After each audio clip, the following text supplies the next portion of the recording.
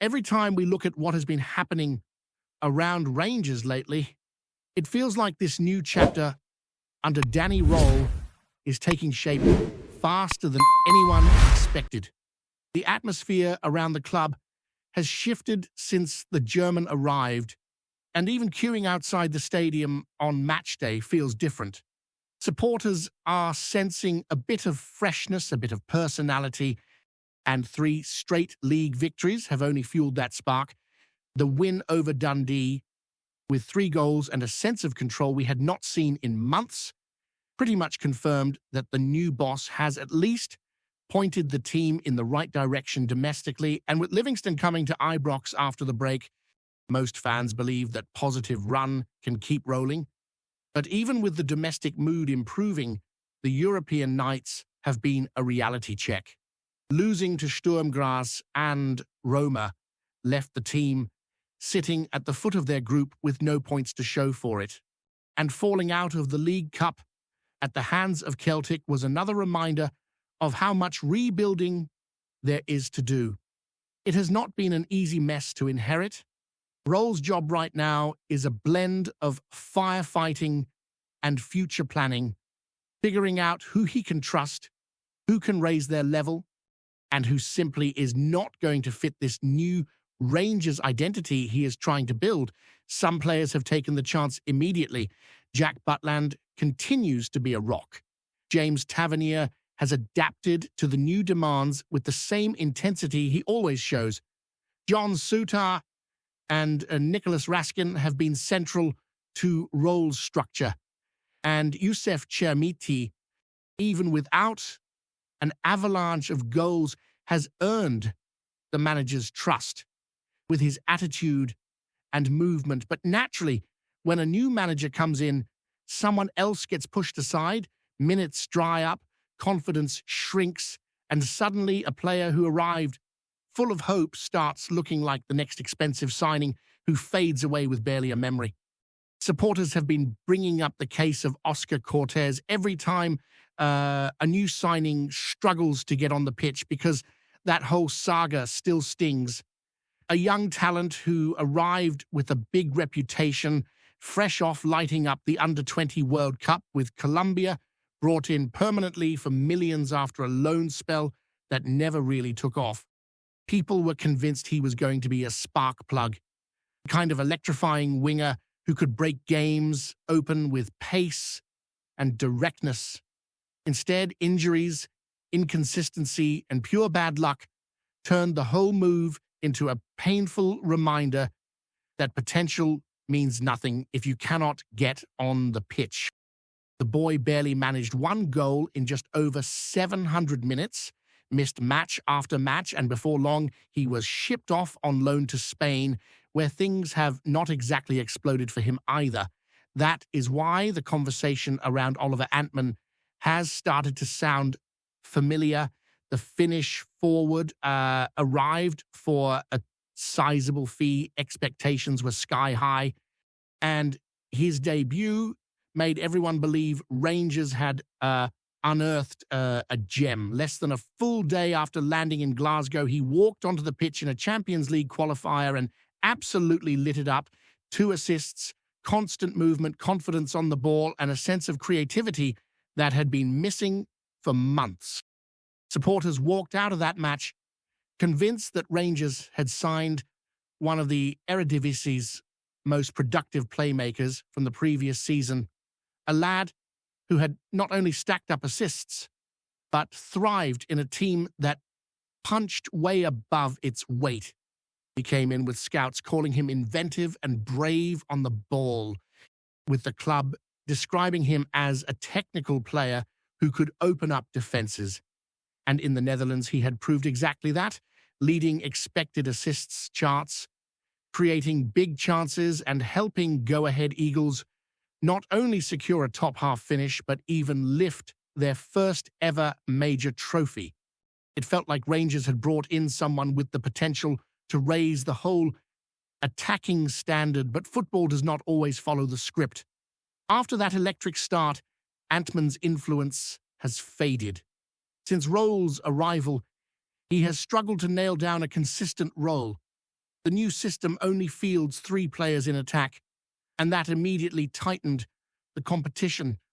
Chermiti, Danilo, JD Gassama, and the young Mikey Moore have all found ways to make an impact on the score sheet, and Antman has slipped down the hierarchy almost without anyone noticing at first.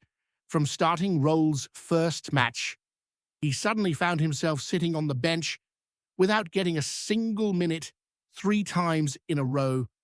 When he did come on against Celtic and Dundee, he barely had time to change anything. Supporters who were blown away by his debut have been left scratching their heads, wondering how someone who looked so lively on day one now cannot get into the conversation for a starting place.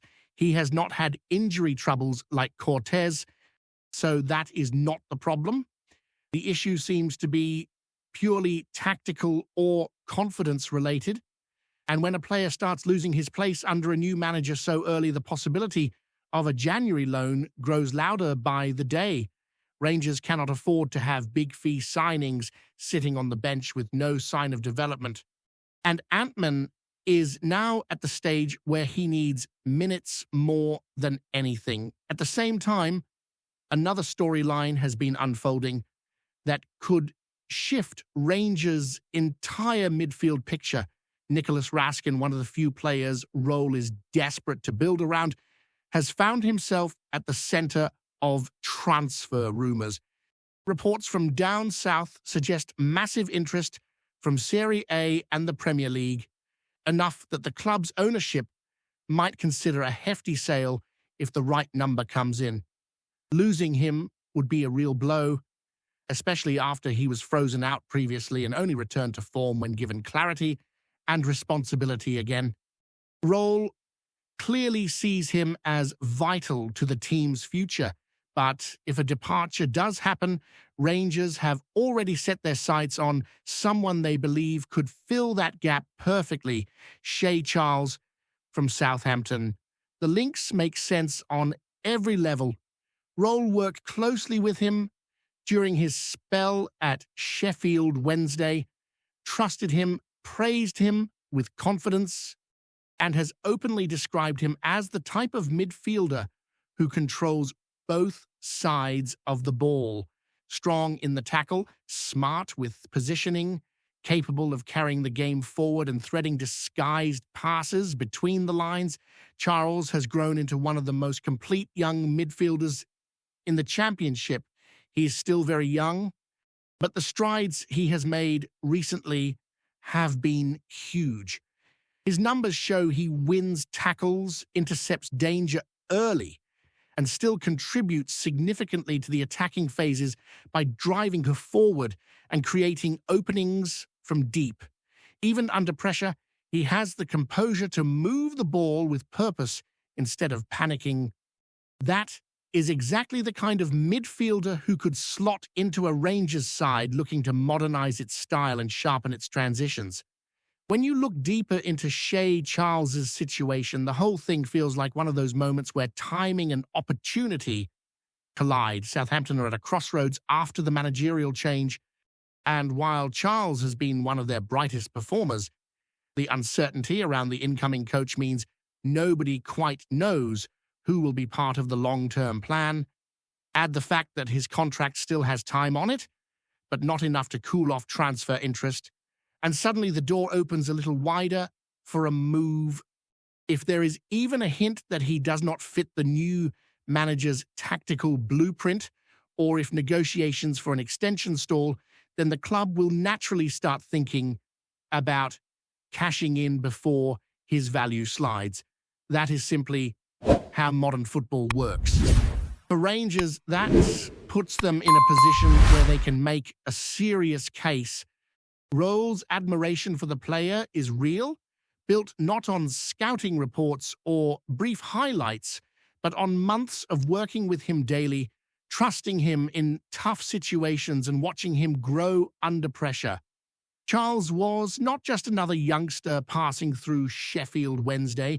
He was central to the team's structure, someone the manager leaned on because he brought balance, control, and maturity well beyond his years. When a coach speaks that highly of someone, it is because he sees traits that cannot be taught easily. And the comments Roll made back then still echo now, describing Charles as outstanding, sharp in his reading of the game, powerful with and without the ball, and fully capable of becoming a top-flight midfielder. Those qualities fit perfectly with what Rangers have lacked at key moments.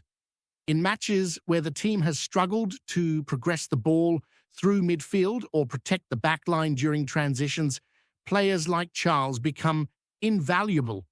He has that mix of defensive bite and forward-driving energy that fans at Ibrox always appreciate. He is the sort of midfielder who does not disappear for stretches of a match.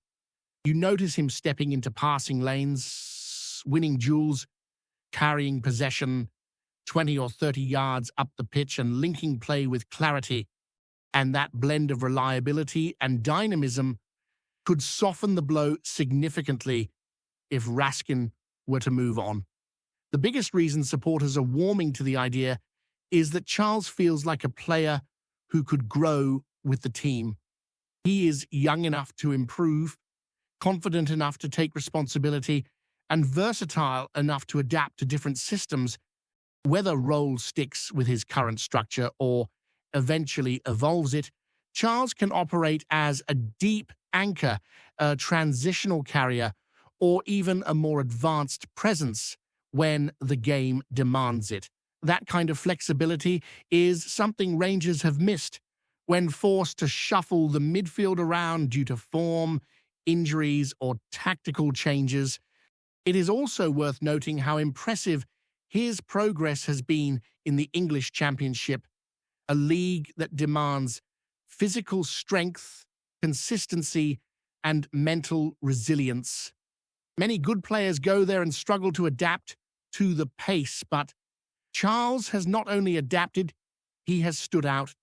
His stats show he ranks near the very top for actions that directly create chances, and his ability to progress the ball is already attracting attention from clubs with far bigger budgets.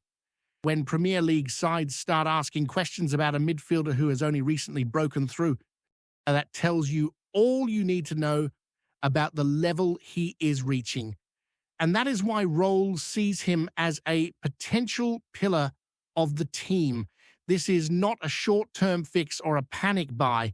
This is a player who could anchor the midfield for years, becoming one of those names you automatically pencil in on the team sheet. Rangers supporters appreciate that type of player, someone who grows into the badge and becomes part of the club's footballing identity. The idea of pairing Charles with the right supporting cast could completely reshape how Rangers control matches, and especially in Europe where composure, athleticism, and tactical awareness become even more important. But all of these exciting possibilities also highlight the other side of the picture, the part that worries fans. Losing Raskin, after finally finding confidence again, after being given a defined role and trust under Roll, it would be a real setback to watch him leave just as the team begins to stabilize.